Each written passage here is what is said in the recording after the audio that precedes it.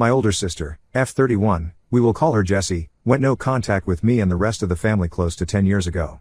I was 13 when this happened. All I remembered was I came home from school with my other siblings and both of my parents told me that Jessie was no longer a part of our family and that she chose Satan over family, and I remember being crushed.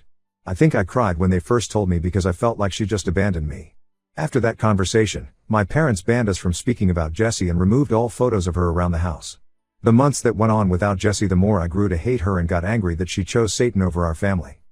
Meanwhile, for me, I stayed very much loyal to my parents. I studied the Bible day and night and was active in my church, just so I could prove to my parents I was not like Jessie. At 16 my parents signed off and I got married to my now husband. Then 6 months after our wedding, I got pregnant with my first child and I had a tough birth. It was an at-home birth, and to put it in simpler terms, I almost died. I lost a lot of blood and on top of that went into heart failure. I didn't know, but Jessie tried showing up to the hospital, but my parents had security escort her out. Jessie tried to reach out to me numerous times throughout the years, but I always blocked her because I was under the impression she was an apostate. Fast forward to now, I'm 23 and I have 4 daughters. Also recently found out I was pregnant and I went to an eye doctor appointment, and guess who was at the front desk? My older sister Jessie. I was kinda stuck for a moment because a part of me wanted to just hug her and tell her how much I missed her. But I just couldn't given everything I was told about her. She tried to make small talk with me, but I gave her the cold shoulder a bit, towards the end of my visit. She gave me a card with her number and told me to please meet up with her to explain her side. After 3 days of going back and forth with myself, I decided to meet up with her, for closure initially. She told me she never wanted to leave me, but the church left her no choice. Her ex-husband that she was married to while she was in the church was abusive towards her and was beating the crap out of her, and she begged our minister to be released from marriage and he didn't allow it. Since she was scared for her and my nephew's life, she left. As awful as it sounds, I did not believe her, because her ex-husband got remarried to one of my friends and she has no visible signs of abuse, or let alone told me she was getting hurt by him. She then went into how our parents are a part of a cult and how it destroyed our family. I remember I did get angry with her and started calling her apostate, and that she was lying to protect herself from sin. She then just lets me have it and says, I've been trying to be nice to you because even if you don't feel like it, you're a victim. You were a child bride that also dropped out of school to become a wife and mother. The only reason why the church is nice to you is because of your daughters and they don't want to piss you off and lose the girls. If you want to continue to be brainwashed and spineless, be my guest, but if you can't leave for yourself, leave for your daughters. Then she just gets up and leaves. Ever since that conversation, I've been replaying everything I was ever taught in my life and questioning it. I've been Googling, reading Reddit stories, but thinking about the religion I invested so much time into being a complete lie is honestly too hurtful to think about. Especially my husband. Is our relationship a lie? Did he groom me, or was he also a victim of the circumstances of our religion? I have the answer to none of these questions, and I quite honestly don't know if I want to know. Edit. Thank you everyone for the feedback. I've been reading all the comments and to answer a couple repetitive questions. I don't feel comfortable revealing what church I'm a part of, given I have no idea if anyone actually creeps on Reddit and I don't want to risk it. Secondly, my husband, he's not abusive towards me and never once hit me or his daughters. But also he works 60 hours a week, so our time together is limited these days. As far as my sister, she has sent me a follow-up text after our conversation apologizing to me for being blunt with me, and I haven't responded because I still have so much to think about and have virtually nowhere to start, it feels. But also I want to apologize if I came across as a victim blamer in my post. That's never my intention. Sister's POV. I'm the older sister that went no contact and gave my sister a harsh reality check. I saw that my sister posted here and the post gathered a lot of traction, so I thought it would be necessary to share my side. I'm Jessie and her story, and I commented on her post. I don't remember her exact username, but I'm here to offer a bit of better context. My little sister is in a religious cult that she's willingly participating in, and in my opinion putting my nieces in potential harm's way. I know she sees me as some devil that was sent by Satan to tempt her, but I'm most definitely not that. I'm not gonna say what church to protect my sister. However, she should face some accountability given she's an adult now. But to start from the beginning, we come from a big family of 8 siblings, total of 6 boys and the other 2 which are me and my sister. I pretty much raised my siblings, being the third oldest, especially my younger sister, and it kinda hurt that she brushed past that in her post.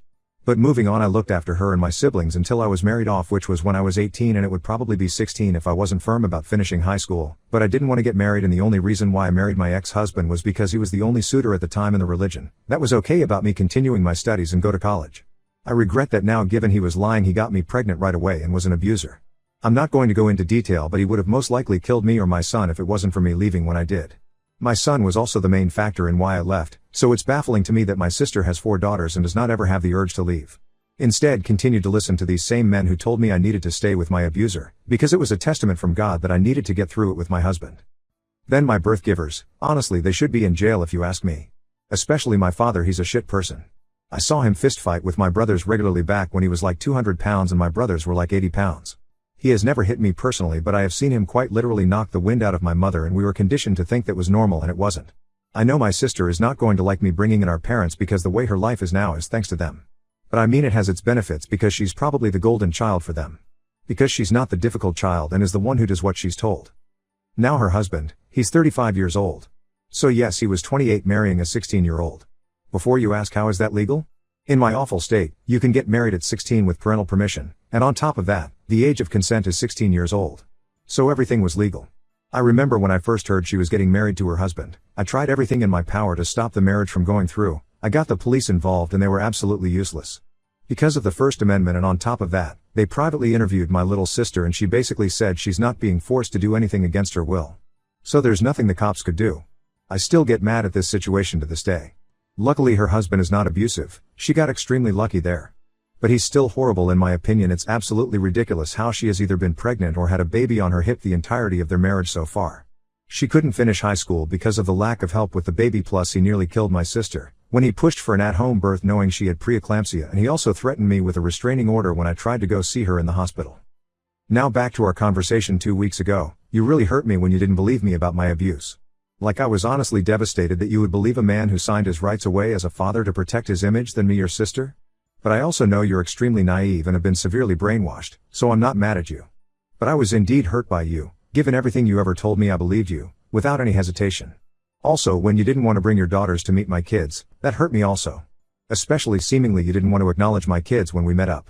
I'm saying this because I want you to know that your actions do have cause and effect on other people, because I don't think you understand that fully.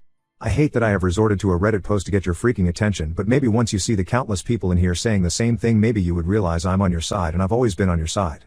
The people in that organization only care about you and your family because you have daughters and you're still willing to pop more kids out for them and blindly follow them. Again, I will repeat myself, I will help you if you let me, but as of right now, you're not letting me.